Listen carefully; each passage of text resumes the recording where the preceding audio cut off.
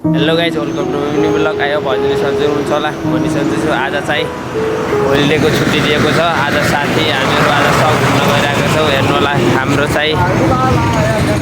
चाहिँ काम गर्ने पछाडिको बस्ने चाहिँ ऊ त्यो माथि हो। आज चाहिँ हामीहरू यस्तै घुम्नलाई दिनभरि बोर लागिरहेको थियो। त्यही भएर साथीहरूसँग घुम्नलाई आएको छौँ। 3 जना मात्रै, अरू सब सुतिरहेका छन्। हेर्नु होला बाहिरको भ्यू। अस्ति देखाएको थिएँ अर्को ब्लगमा त्यो टावर। अब त्यो टावर ठाउँ जान्छौँ हामीहरू अहिले। हेर्को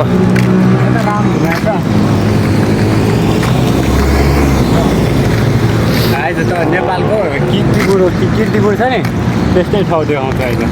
ल काठमाडौँको नि ए ल चाहिँ हाम्रो सुदूरपश्चिमको भाइ हो खिलिन भाइ धनगढी।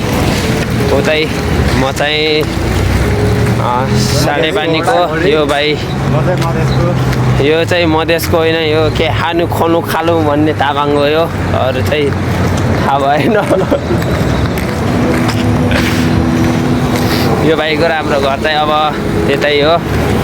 जहाँ गयो नि हाम्रो चाहिँ धनगढी नै जानुपर्छ ठुल्ठुलो पासपोर्ट बनाउँदाखेरि नि। यो भाइ उतैको।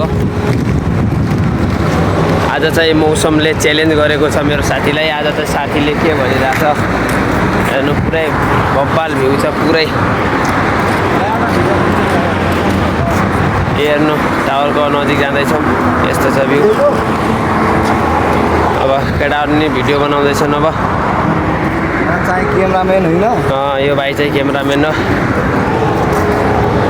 आयो यो ब्लग हजुरलाई राम्रो लाइक सब्सक्राइब गरिदिनु होला, सपोर्ट नि गरिदिनु होला। अर्को ब्लगमा मिल्छौँ। बाई बाई, जय नेपाल।